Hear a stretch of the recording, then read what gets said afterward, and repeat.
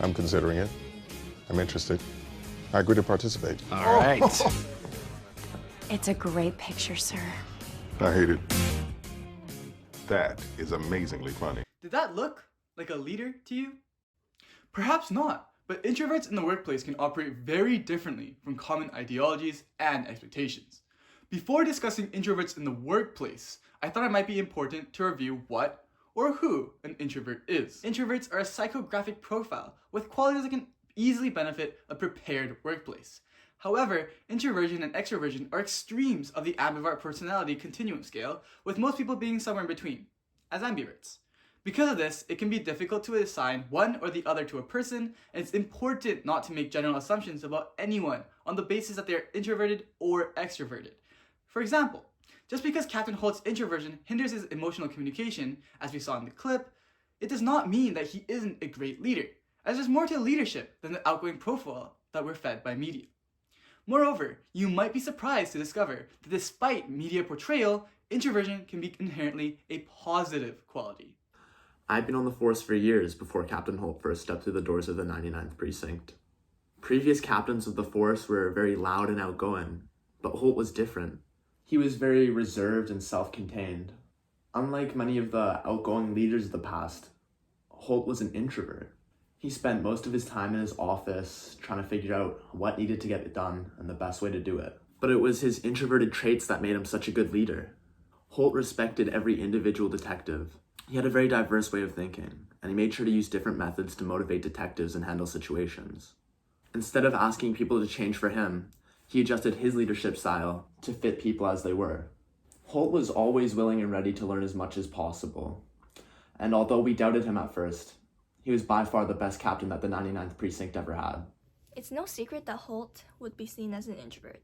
Contrary to popular beliefs, introverts are not characterized by being shy or antisocial. Introversion is actually characterized by enjoying time alone to re-energize, internally processing thoughts, and the list goes on. Now in the workplace, introverts are often overlooked, especially for leadership positions. But studies have actually shown that introverted leaders produce better results with proactive workers. Now, we attribute this finding with an introverted leader's willingness to listen and take suggestions from the workers, and they never showed any need to be assertive. Now, on the topic of leaders, a study done by Collins in 2001 found that the most effective leader that will take an organization from good to great is a level 5 leader. Now, you're probably wondering what that is.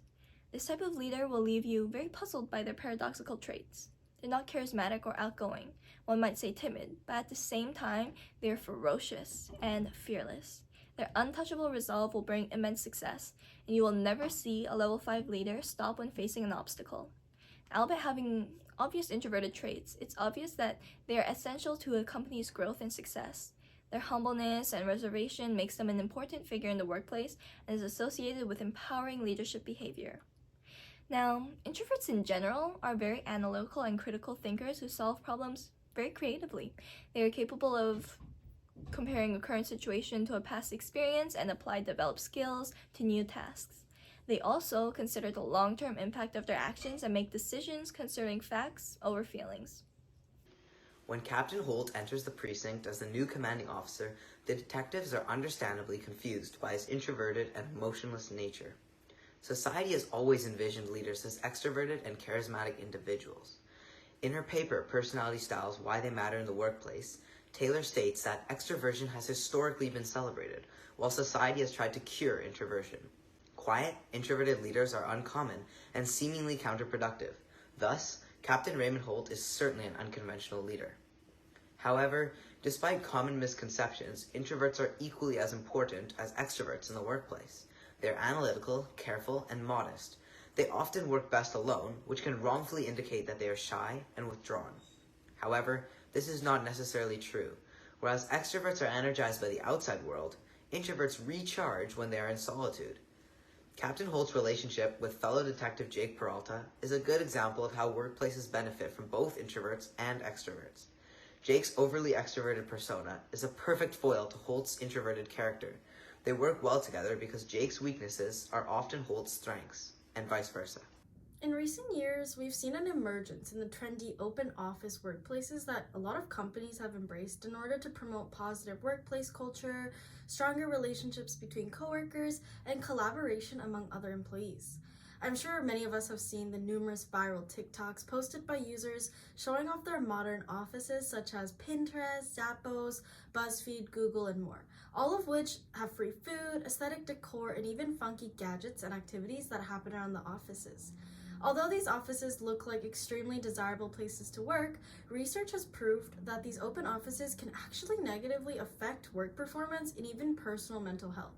As an introvert myself, I can approve of the research proving that these open offices can be really harmful to introverts like me who prefer closed desk offices such as traditional cubicles that allow me to have a private workspace. The new workplace arrangements can actually become really distracting and disruptive to my creative processes and thinking. As an American psychologist, Scott Barry Kaufman has said, creative workers feel frustrated in open offices by frequent interruptions, reduced privacy, and increased stress and decreased cognitive functioning and overstimulation. Speaking from my experience and research, enabling introverts in the workplace is a lot easier than people think. For starters, managers can make a few simple changes to improve their quality of work. Being cognizant of diverse skill sets and personality styles, creating flexible workplaces, and allowing for scheduled creativity are really great places to start. I guess this could all be summed up in the following key takeaways. First, there are many benefits of having introverts in the workplace, namely, their strong analytical and creative problem-solving skills, their listening skills, and how introverted leaders can empower their employees. Secondly, understanding the unconscious bias society has projected towards introverts and the misconception that introverts are incapable of being effective leaders is important. Finally, organizations can make the workplace a more supportive environment for introverts by creating undisturbed workspaces that promote efficacy. As Melissa Taylor emphasized, it is important to understand that differing personality styles and subsequent tensions will be present in every workplace. Therefore, understanding and acknowledging differing preferences in the workplace will contribute to a greater organizational success and workplace productivity. Tailoring workplace culture to avoid solely focusing on extroverted actions, instead, focusing on quality of work and organizational commitment can help empower and enable introverts in the workplace.